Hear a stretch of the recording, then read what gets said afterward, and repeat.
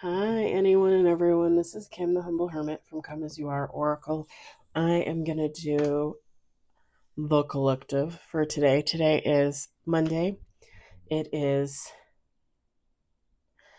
no, it is, it is March 9th, right? You know, my phone never tells me anymore what the date is. Like, it just does not tell me. March 9th, 2026. I heard August and then I heard September. I don't know. Every time, I always hear different dates when I give the date. You can follow me on the Talk the Tube, my blog, or not. Totally up to you. Everything is always in the description box, you guys. If you ever want to reach out, you want to email, you want to chat, feel free. I will answer. And if you literally ask a question, I will answer to the best of my ability, but no guarantees. And take what resonates, leave what doesn't. If it doesn't fit, don't make it fit. If some of it fits, God's kiss, right? We love that for you. Whatever doesn't fit, leave it on the table for someone else. We don't want you taking on energy that wasn't meant for you, okay? We're going to use the Rare Rebel deck. It's a shop that used to be on Etsy. They're not on there anymore. You could maybe possibly find this on eBay. And now that I'm saying that, I'm going to look for you just because I'm that kind of girl. And then I got some decks to show you that somebody posted that they use.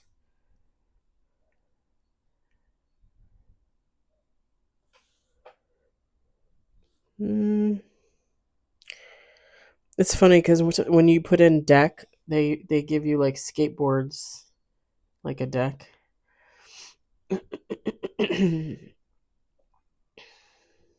That's hilarious. No, it's not coming up, but you know what comes up is the Rebel deck. Hold on, let me show you. If you subscribe, you guys know I have these cards.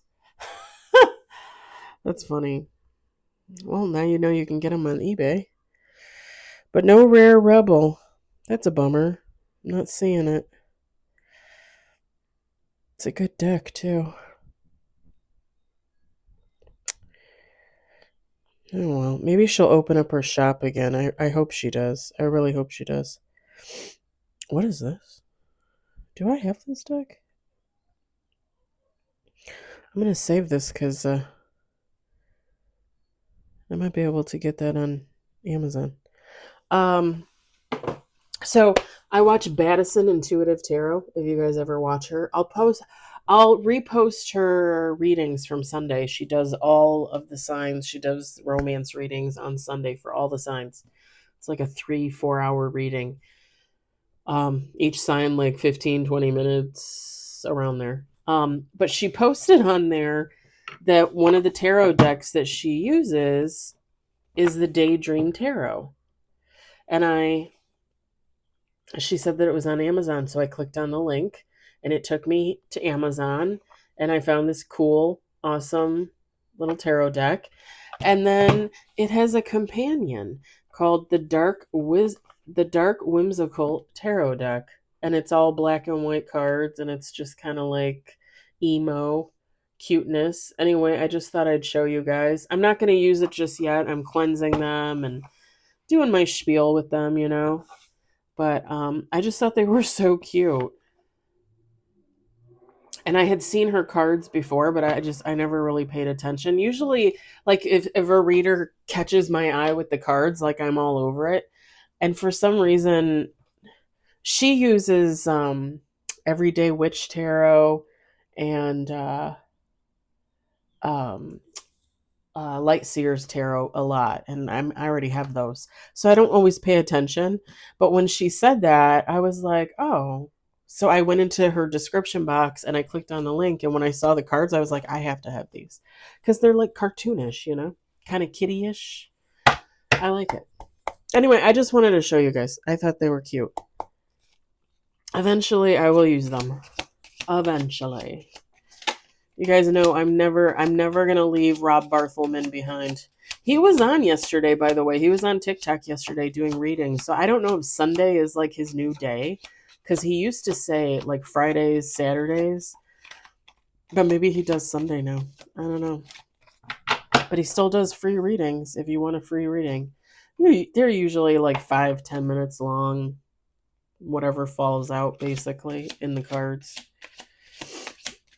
And he's not a bullshitter and he's not a romancer. So, like, he's not going to read romance into everything. And he's just going to tell you the energy like it is. And then if he gets any intuitive nudges, psychic visions, things like that, then he'll tell you. But he's pretty good. I didn't get a free reading. I put my name in the thing, but I didn't get a free reading, which is fine. I just enjoyed watching him. We got 2 on the table. 3 on the table. Are you someone? Are you someone? I didn't mean for it to come out like that. That was not meant to be insulting or anything in any way. We got 4 on the table. Are you cutting something off at the knees? Or cutting someone off at the knees, I should say. Let's do 2 more shuffles. You guys will have to forgive me. I'm probably... Well, I'll tell you in a second. We got 5 on the table. I didn't feel good all day. I was really tired. And I think it was just because I'm getting over my cold and I went to work. Because yesterday I was fine for most of the day. The thing is last night I slept like shit. And I fell asleep really early and then woke up and then couldn't get back to sleep. I kicked the cats out of the room. Tried to go to sleep, couldn't. I slept for like maybe the last hour and a half before my alarm went off. I didn't want to get out of bed. I ended up, I mean, I'm never late to work, but I like to get there early so I can have some coffee, maybe have a little snack, do my social media stuff. I got there like a little bit late. I didn't have enough time and I was starving when I got there this morning. And I know it's because of the cold. Every time I get a cold, when I had COVID, oh my God, when I had COVID, you guys, I probably ate 5,000 calories a day when I had COVID. I was hungry nonstop all the time. All the time. And I was telling my friend this morning, and I can't remember how it goes, but I think this is how it goes. Feed a cold, starve a fever, right? Because she's like, oh, when I have a cold, I'm never hungry. And I looked at her and I said, you're supposed to eat. Because your body is depleting. Like your body, you have a cold. Your body's trying to fight that off. You need to eat. You need to give it fuel. She's like, no, I'm never hungry. I'm like, I'm always hungry when I have a cold. So this morning I bought a pretzel sandwich with ham and cheese. I think I had lettuce on it out of the machine. It was pretty good. I had to add some mustard on there because they don't put any sauce on there. Mayo, nothing. So I put some mustard on there and I ate that. Which was good because then the rest of the day I ate like my normal fare. Like I always pretty much take the same stuff. And I just ate dinner. I had my salad. I had a little bit of peanut butter and some honey to hopefully propel this along. And it's funny because I feel so much better being at home. When I'm at work, when I was at work, I was just so tired and it's so dry there. I think I only drank 3 bottles of water there, but when I tell you I was afraid to drink a 4th one because like I said, I was so tired and I was getting a headache. My friend had to give me Tylenol. Last shuffle. Anyway, I was just going to tell you guys that if for some reason I don't do affirmations tomorrow, I don't do readings, it's just the cold. It's just being too tired. It's so nice out today. It's like 70 degrees in the northern suburbs of Chicago. I came home, I fed the cats, and I went outside for a little walk. Not my full walk, but like half of it. So yeah, I wanted to get some sun and some fresh air, and I didn't realize. I mean, I kind of knew it was supposed to be like 50s, 60s today, and it was nice and sunny. You could see it through the skylights and stuff in the warehouse. And I saw the sunrise this morning at work, but I didn't go outside, so I didn't realize how nice it was until I literally left the building at 3:30, and I was like, a day wasted. I should have called off. Should have called off, stayed in bed, gotten up, sat outside and gotten some sun. And it's supposed I'm off on Wednesday and then I'm off on Friday. On Wednesday it's supposed to snow, supposedly.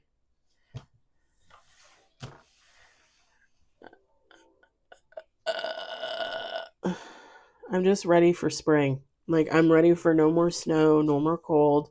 60s, 70 degrees, even 80 degrees is fabulous. I'll take it. I can leave the windows open, turn on the fans. I love it. Not too hot, not at all cold. Sorry for the congestion. What's funny is my nose was clear at work, and I think it's because it's so dry there.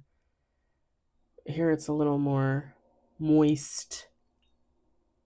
All right, we got 6 with bottom of the deck. Enough rambling. It's like 12 minutes long. We got the moon. We've got connect to spirit. We've got karmic partner.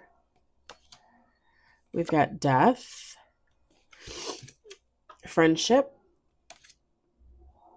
And then bottom of the deck, heart chakra. Feminine, masculine, take how it resonates. It doesn't matter. This is a friendship, okay?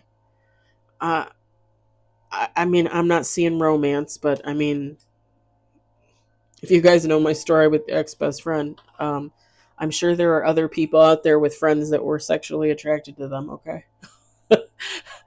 I'm going to say this is a friend, okay? Um,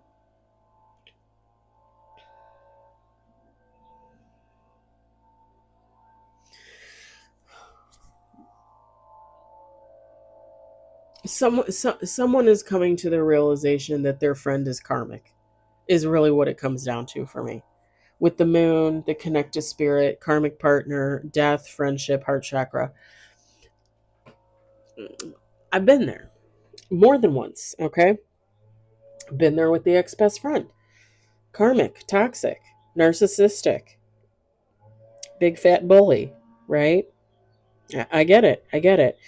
Um, I'm just gonna be honest. I'm just gonna be honest. I think the most important card in this reading is this card, because I think when people come to the realization that they are surrounded by karmic toxic people, and those people involve friends and family, it is very hard to reconcile the fact that you need to distance yourself from those people, especially if there's some type of abuse going on, some type of, like, they're using you, that kind of thing. um Trust me, I 100% get it. I've had it with friends, right?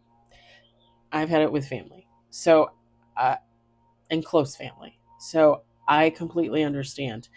um you are allowed to feel whatever you need to feel whenever you need to feel it.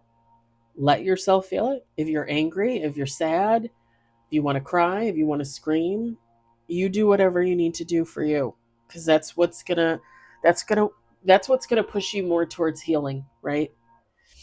Don't hide your emotions. Let those emotions out. I'm sorry. I'm a firm believer in letting it all out. I don't care, Um not having anything to do with this, but like 2 weeks ago at work, had some distressing news in our department, and I messaged somebody and they messaged me back, and it just, man, the waterworks started. I was picking on a station.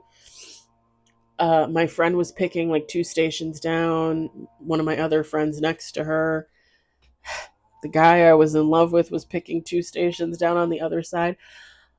My friend went to my other friend and they're standing there talking, and then she turns to me and she's like, Kim.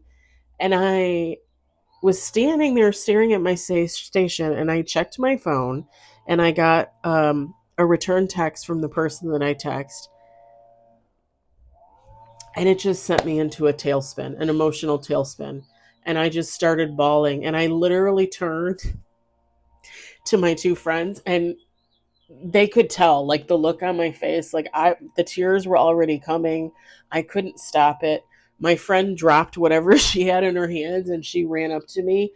And when I tell you that I had to hold myself back a little bit, I'm not going to lie, because when I started to cry in her arms, I literally was starting to wail. Like, like those deep sobs where you like make those inhuman animal noises. Yeah. Yeah. And everybody was watching me. And I don't care. I don't care. I needed that cry. I needed that cry. I really needed that cry. And they both comforted me, and I comforted them because I made them cry. And it's always cathartic. I feel like it's always cathartic. Maybe it's not for you. Maybe it's not for this person. But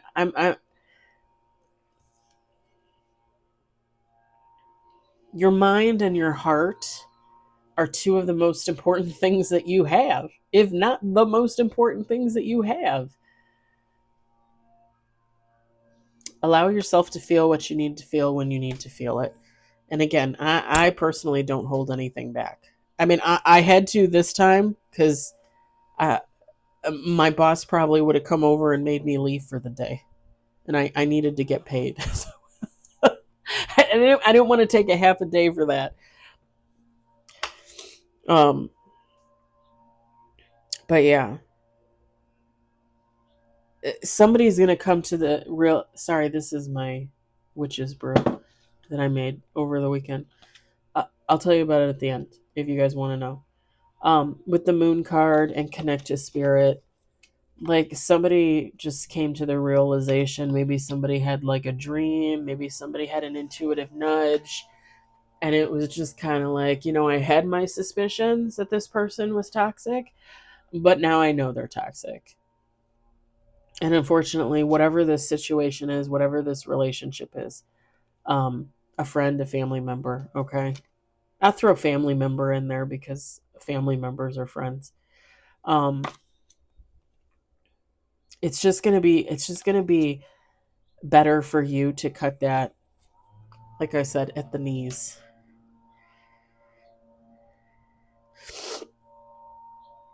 Again, I realize if we're talking about family, that's probably even worse. It's even harder to do. I get it. I had to, well, I was technically disowned by a family member in 2024. And, or sorry, well, no, technically 2025, technically spring of 2025. Um, and I'm at the point in the healing process, kind of like I've told you guys with the ex-best friend. Like, I don't have any ill will or anything like that. Like, I would talk to this family member. I would be able to have an intelligent conversation and not be mean and not lash out and not get angry. I just don't know that they can, and I don't know that they ever will. And I would not mind making amends, but the fact that this person would probably not change at all, they have not changed. I actually know they haven't changed because somebody told me they haven't changed.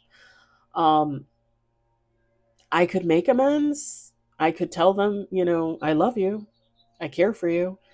I just don't think I could ever, like, literally spend any amount of time in the presence of this person. I just don't think I can do it. I just, the way they behave, the way they treat others, not just me, other people, people they know, people they don't know. I don't know that I can. I just don't know that I can. It's a lot of mental anguish, honestly.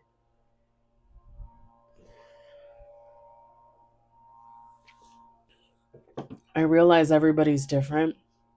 I realize some people, some doctors will tell you, like, oh, your family's all you have. You need to make up. You need to make it work. This is your mom. This is your dad. This is your grandparent. I don't believe that. I'm sorry. I just don't believe that. Just because it's your sibling or your parent or your grandparent or your aunt or your uncle or your cousin, that doesn't mean that they're allowed to treat you like dirt and abuse you.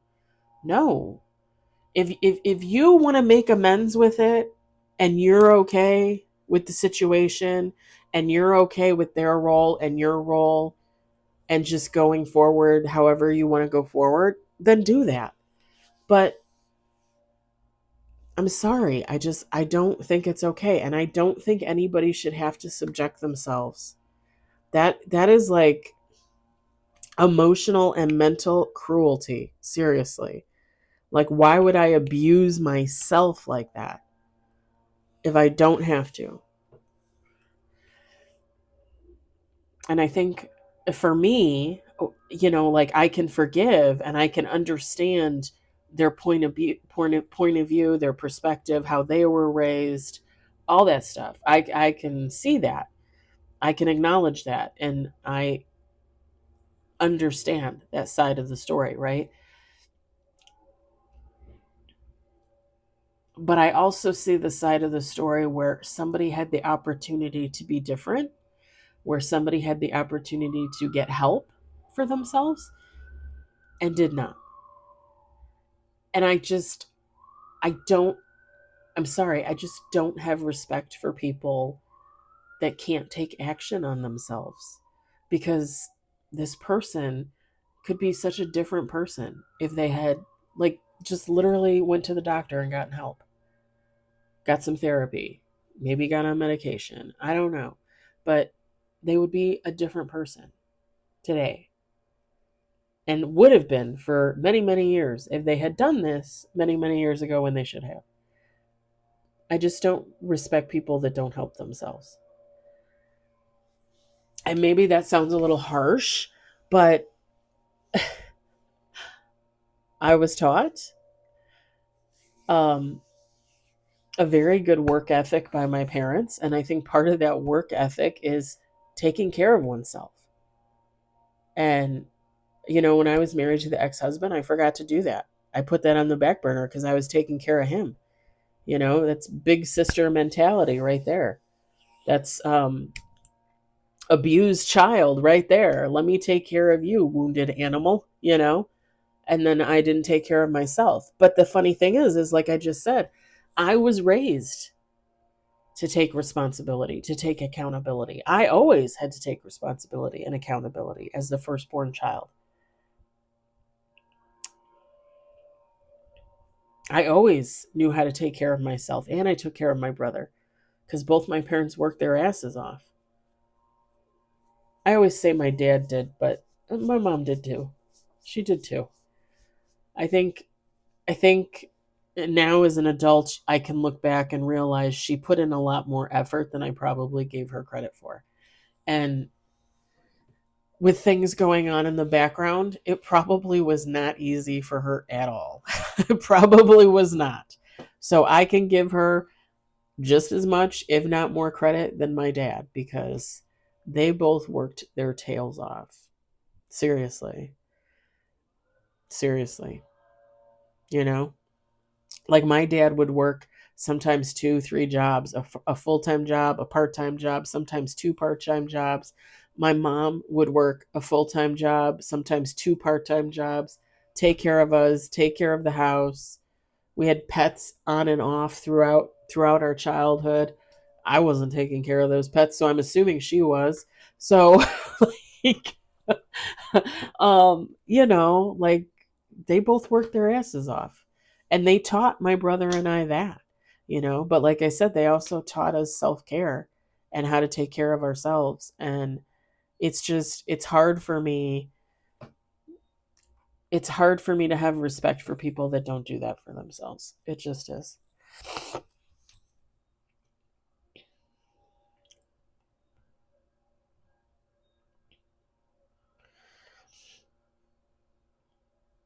I think I'm gonna leave it there. I think I'm gonna leave it there because I'm just gonna ramble on and on and on and on about it. I'm gonna let you guys. I'm gonna let you guys take what you will from it because if this resonates, every story is gonna be different. You're gonna feel different. I'm gonna feel different about it. If you want to leave something in the comments, feel free to leave something in the comments. You guys know I love to hear. Um, I hope it resonated. I hope you enjoyed it. I hope if anything you were entertained. Witch's Brew. I did it on Saturday. I let it go Saturday night into Sunday. And Sunday morning, I drove up to watch sunrise, went to Meijer to get a few groceries, came home, and then pulled this out of the crock pot. So I just put one cut up orange, uh, two diced apples.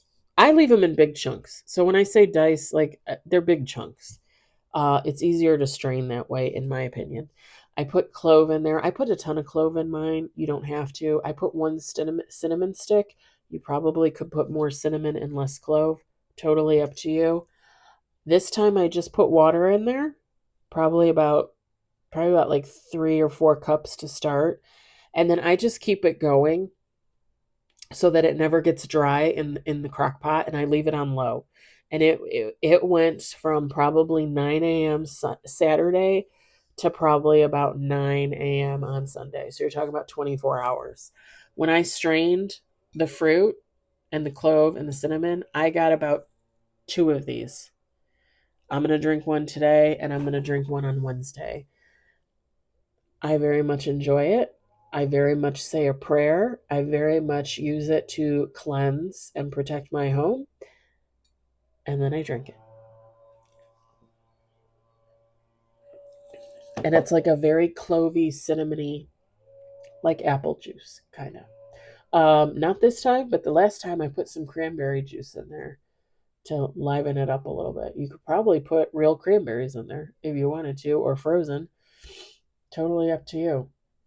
And you can put other fruit in there. I just like the oranges, the apples. I try to keep it as simple as possible. That way, like if I want to make it on the fly, I'll just run to the store, grab 2 apples, grab a big orange, and I'm good to go. I keep cinnamon sticks in the house and clove all the time. So, yeah, low in the crock pot, 24 hours. And I just add probably about a cup of water, maybe, I don't know, like every 6 hours, 4 hours, whatever, just so it keeps it going in there.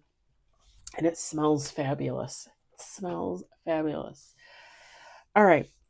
I hope everybody has a lovely Monday evening. Hopefully, you had a great day. I can't wait to go to bed. I'll talk to you later. Bye.